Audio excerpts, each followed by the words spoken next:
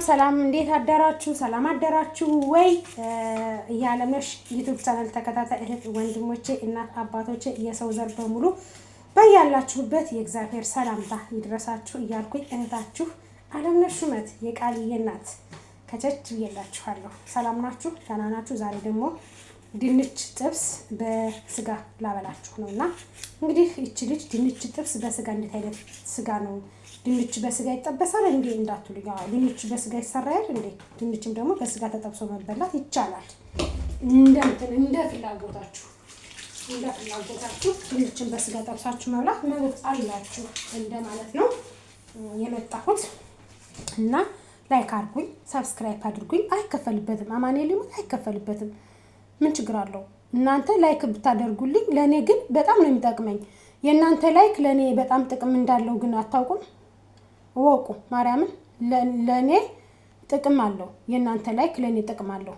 ድንግልን ለኔ ላይኩ ሰብስክራይቡ ጥቅም አለው። ጥቅሙ በጣም የራቀ ነው ጥቅሙ ማለት ነው። ሰብስክራይብ አድርጉ፣ ላይክ አድርጉ እና ምን እላችሁ ነው የመጣሁት። እንግዲህ እኛ የአረብ ሀገር ሴቶች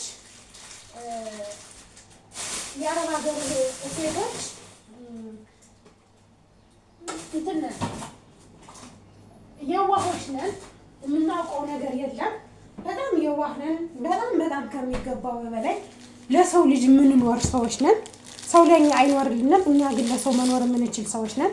የራሳችን ህይወት እንደ ሻማ እየቀለጥን መኖር እየፈለግን አገራችን ላይ እንደ ሰው ለብሶ እንደ ሰው እንደዚህ ደክተን ሳይሆን አንድ ቦዲ ሳምንት ለብሰን አይደለም ዩኒፎርም ሳምንት እስከ ሳምንት ዩኒፎርም ለብሰን ምንሰራ ለመቀየር ለእድገት ሰው ለመሆን ነው። ግን ይህን የሚረዳልን የለም። ይህን አንድ ሰው ተረድቶ ለኛ የሚያስብልን ሰው የለም። ልንመጣ ነው ስንል ምን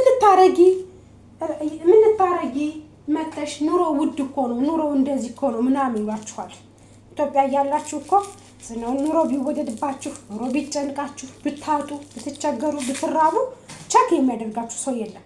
ልምጣ ስትሉ ግን ማለት በቃ ከሄዳችሁ ለእናንተ አስበው መሰላችሁ አይደለም፣ ለራሳቸው አስበው ከሄዳችሁ ቢያንስ ምንም ቢሆን ምንም በወርም በአመት አንዴም ሳፖርት ታደርጋላችሁ የቤተሰብና ግን ልንመጣ ነው ናፍቀናል ስትሉ አርፈሽ ስራሽን ስሪ፣ ከዚህ ኑሮ ውድ ነው፣ ከዚህ ቃጠሎ ነው ይሏችኋል። ኢትዮጵያ ያላችሁ ቸክ የማያደርጓችሁ፣ ኢትዮጵያ ያላችሁ ስለ እናንተ ደንታ የሌላቸው ብዙ ሰዎች ከዚህ ስትመጡ ግን በቃ ናፈቀን፣ ቤተሰብ ናፈቅናል፣ ቤተሰብ ሳስተናል፣ መምጣት አለብን በምትሉ ሰዓት ግን እንዴ እዛው ስሪ እንጂ እኛም መውጣተን እኛም በየት እናገኛት እያልን የእናንተን እድል ይሏችኋል። ማርያም እኛም በየት ባገኘናት የእናንተን እድል እያልን እንኳን እናንተ ደግሞ ሰው የወጣ ሰው ባለበት ኮስተር ብሎ ይስራ እንጂ ምናምን ይላሉ። መቤቴን በጣም ነው ግርም ነው የሚሉት እንደዛ ሲሉ ማለት ነው። እንዴ ማለት እኛ እዳ አለብን እንዴ? እኛ እኮ እዳ የለብንም። የነሱን ፍላጎት ለማሟላት የነሱን ፍላጎት ለማስተካከል እዳ የለብንም አይደል? ግን ልክ እዳ እንዳለብን ሁሉ እዳ እና አረብ ሀገር ስትሄድ አንዲት ሴት ልጅ የቤተሰቡ ሸክም ከሷ ላይ ነው የሚወድቀው። ማለት ኃላፊነቱ እሷ ላይ ናት። ኃላፊነት እናት አባት መውሰድ የሚገባውን እሷ ነው ኃላፊነቱን መውሰድ ሁሉ ኃላፊነቱ እሷ ላይ ነው በቃ የሚወድቀው። ስለ ቤቱ ጣጣም፣ ስለ ልጆች ትምህርት ቤት ደብተር፣ እስክሪብቶ፣ ስራ ላልጀመሩት ደግሞ የስራ ማስጀመሪያ በቃ ከሷ ላይ ነው የሚወድቀው። እንዴ ያቺ ሴት መውለድ ትፈልጋለች፣ ማግባት ትፈልጋለች፣ አይኗን ባይኗ ማየት ትፈልጋለች። መቼስ በሰው ሀገር እድሜ ልኳን ጊዜዋን እያባከነች ከሰው ቤት መኖር ግዴታ የለባትም። ግን የኛ ህዝብ በቃ እዳ እንዴ እኛ ግዴታ እንዳለብን ሁሉ እኛ ግዴታ የለብንም እኮ። ራሳችን ማስተካከል ካለብን ራሳችን ማስተካከል ነው ያለብን። እንደዛ አያስቡም። ያንቺ ራስ ተስተካከለ አልተስተካከለ አንቺ እንትንዋልሽ አላልሽ ምን አገባቸው እንዴ? ግርም እያለኝ ማለት ነው። ግርም ነው የሚለኝ አየን በጣም ነው እንዴ የዚህ ያክል አረብ ሀገር የምንኖር እህቶች በዚህ ልክ ሰው ከኛ ላይ የሚፈልገው ገንዘብ ብቻ ለምን ይሆናል? እኛ ለምንድነው ማንፈልገው? እኛ ለምንድነው ማንፈልገው? እስከ ማለት ደረጃ ደርሻለሁ እኔ አሁን ማለት ነው። እኛ ለምን አንፈልግም? ከኛ ብቻ ገንዘብ ለምን ይፈልጋል? እኛ ሰው አይደለንም ወይ? እኛ ገንዘብ ብቻ ከኛ የሚፈልጉ ለምን እኛን አይፈልጉንም? እስከ ማለት ደርሻለሁ። ለምን በቃ ሳስባችሁ ደውለው በስነ ስርዓት የሚያወራችሁ ስለ ችግር ነው። ስለ ጤፍ መወደድ ነው። እና ገባኝ እኔ ገጠር ተወልጄ ነው ያደኩኝ። ጤፍ ተወደደ ጤፍ አልተወደደ የገጠር ቤተሰብ ጤፍ ገዝቶ ያበላ አርሶ ነው የሚበላ። እንደው በርበሬ ተወደደብን፣ ጨው ተወደደብን፣ ምናምን ቡና ስኳር ተወደደብን ቢሉ እንኳን ያስኬዳል።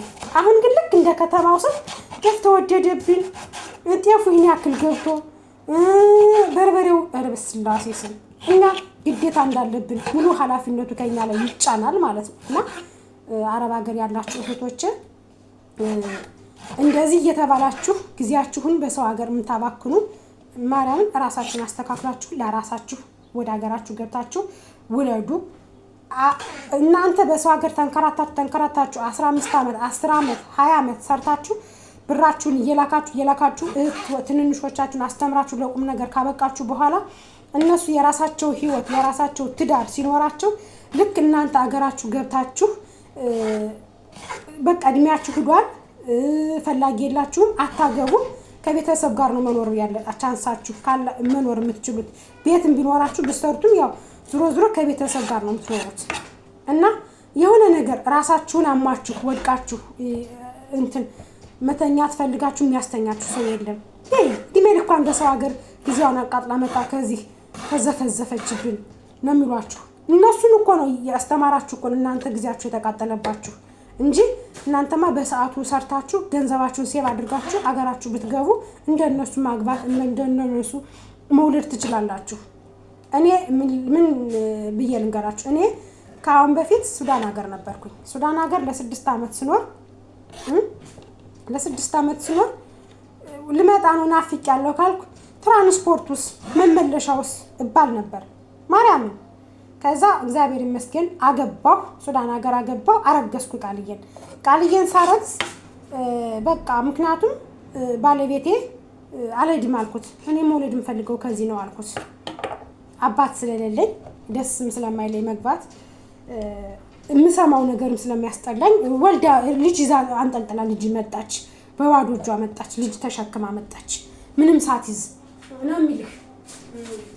ኧረ እንኳን ልጅሽን ይዘሽ መጣሽ፣ ኧረ እንኳን ወለድሽ፣ እንኳን አይንሽን ባይንሽ አየሽ የሚል ማንም የለም። ልጅ ይዛ መጣች፣ ልጅ አንጠልጥላ መጣች ነው የሚልህ። እና አልሄድም ስለው እንደ ከዚህ ከሰው ሀገር ሙተሽ መቅበር አልፈልግም፣ ልጄንም ማጣት አልፈልግም፣ ሂጂና ከቤተሰቦችሽ ጋር ውለጂ፣ እኔ እመጣለሁ አለ። ወዲያው መጣ፣ ወለድኩኝ ከቤተሰቦች ጋር ማለት ነው። ያው የኛ ገጠር ስለሆነ ከከተማው ቀረብ ጎንደር ከተማ የኛው ከጎንደር ከተማ ትንሽ ራቅ ይላል። ዳባት የሚባል ሀገር ነውና የዛ ሳልሄድ ማዘር ቤት ያው ከእናቴ ትልቅ ወንድም ቤት ያው የእናቴ ትልቅ ወንድም ማለት አሳድጎኛል ማለት ትችላለህ። ያደኩት ከአያቴ ጋራ ከእናቴ እናት ጋራ ስለሆነ ያደኩት ከሱ ጋራ ያው ጎረቤት ስለሆነ ያው ዝሮ አያቴም በጣም ስለምትወደኝ ከሱ ቤት መውለድን ምርጫ አደረኩ። ግን ከሱ ቤት በወልድም ከሱ ምንም አንድ ሳንቲም አላስወጣሁም። በገዛ ገንዘቤ ነው የወለድኩት። ግን ከሰው ቤት ስትወልዱ የፈለገ የራሳችሁ ገንዘብ ትጠቀሙ ገንዘቧን አውጥታ ተጠቀመች ሳይሆን የምትባሉ እኛ አረስናት፣ እኛ ይሄን አድርገንላት፣ እኛ በእኛ ላይ እንደዚህ ደረሰች ምናምን ነው የሚሉ እኔ ስለሰማሁ ስለደረሰብኝ ማለት ነው። እና የሚገርማችሁ በጣም የምወደው በጣም ነው የምወደው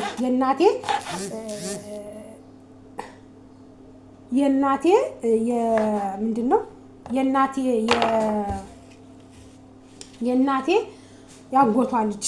ቆይ ቀጣይ እመጣላችኋለሁ።